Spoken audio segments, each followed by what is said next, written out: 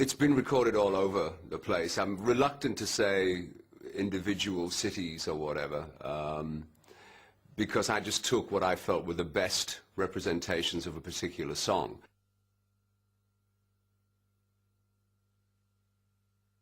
Fortunately, with Whitesnake songs, I have maybe 65% of every show I do.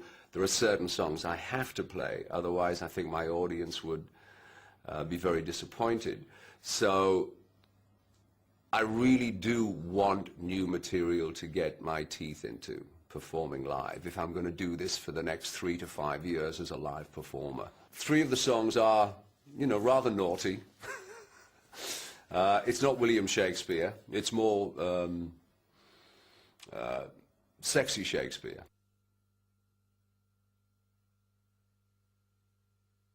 Ready to Rock is a song that we've arranged specifically as an opening song to open a concert. So the whole, you know, it's a very good, exciting tempo, some good hooks for the audience to grab onto melody-wise. It's, you know, great elements for the drummer, for the guitar players, and it's me wailing like a banshee, and the theme of the lyric is literally just to stir up the energy of the show in preparation of what the evening is going to be like. We've had a great response also to the new song. Every so often we've played Ready to Rock in concert, and there's been very positive response to that. I think that's going to slip beautifully in the Whitesnake live performances. The responses have been phenomenal. We've just been through Europe, Istanbul, Turkey, we've never been before, Macedonia, Slovenia. It was 31 years since I was in Belgrade with Deep Purple.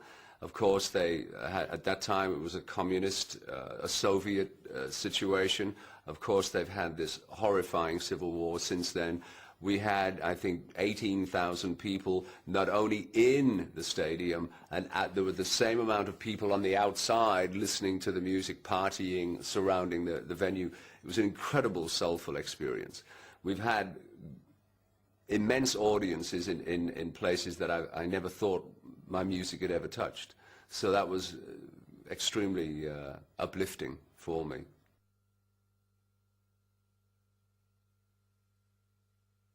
Years ago, people would say, "My God, all your songs are about love," and I started to develop a little bit of, you know, of a complex about this,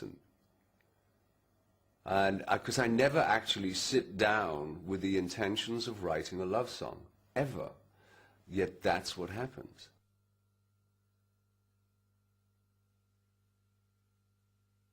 I came back to work for 2 months in 2003 at the request of EMI to celebrate the 25th anniversary of Whitesnake. I went out for 2 months. My agent was delighted. We got offers, offers, offers. I got home 9 months later. So I thought, and I had a fantastic experience. I'd been retired. I was very happy being a father to my son, husband to my wife, living at Lake Tahoe. My wife was much more aware of how much I missed live performing. Not the business, but just the performing. I'd sort of closed that down. And then the first show I did, I believe, was in Jacksonville in Florida. And it was like just this explosion of pleasures for me. And so I made a decision then. The musicians had the same vibe. The most important thing for me was to achieve balance, which I've never really had in my life before. So I said to the players, if you're up for it, I'll work maybe 6 months out of the other 6 months I'm going to be husband and father and or whatever. Right now, I think the intensity of the performances, the consistency, it's very much how I imagined it. I've always had elements of what I've imagined Whitesnake to be, but never had a full complement. And I believe this is as close as I've got to the perfect definition of Whitesnake in order to play this style of music, vocally and instrumentally. There's always been compromise before. I've worked with a great player who couldn't really sing, and as anybody familiar with my work will know that I enjoy harmonies and big, powerful choruses. it's difficult when you're working with a group of drunken sailors. You know, I have my direction now. It's much more, I've found what I was looking for, which is the spiritual aspect, that I've always believed in God, but never knew how to articulate and never had any guidance on how to do this. And over now I meditate, and I still, of course, believe in God utterly. And I'm not sure it's something that I'm going to be preaching about in terms of my music. I will be celebrating my belief system within my songs and the physical release and emotional release I can give other people. You know, I try to uplift people's spirits. Some of the places that I've recently visited certainly needed their spirits lifting up. And by the look of it, hopefully we gave them a good shot of Whitesnake, rhythm and blues, rock and roll.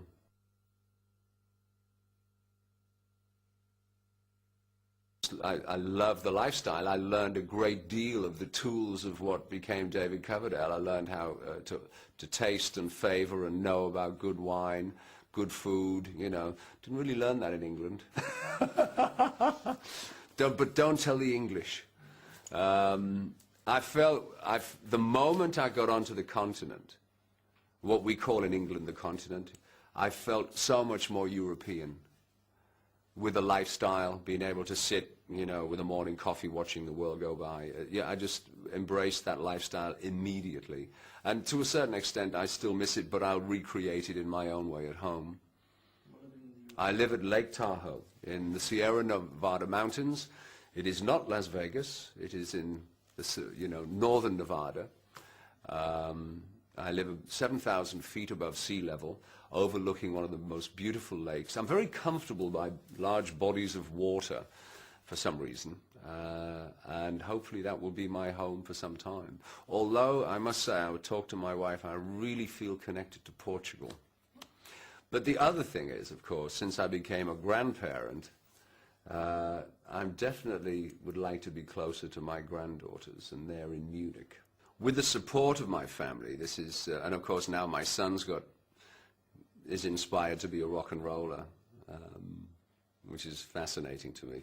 But yeah, I have a feeling that we're going to have lots of fresh, new, good, positive music to present. I'm involved with a very enthusiastic record company, a very enthusiastic band, so all of those elements at last are coming together. It looks like all the pieces are going to fit. We'll start recording, hopefully, before Christmas. There's been talk of maybe a South American trip and maybe some American shows. The DVD's doing so very well everywhere. But, you know, we'll see what that's happened. My priority will be to rest up and recuperate from the tour when I get home, reconnect with my family, and then start working with Doug and any other members of the band who feel that they have some new songs or new ideas that they feel will be in a Whitesnake style, and then start preparing for a summer album.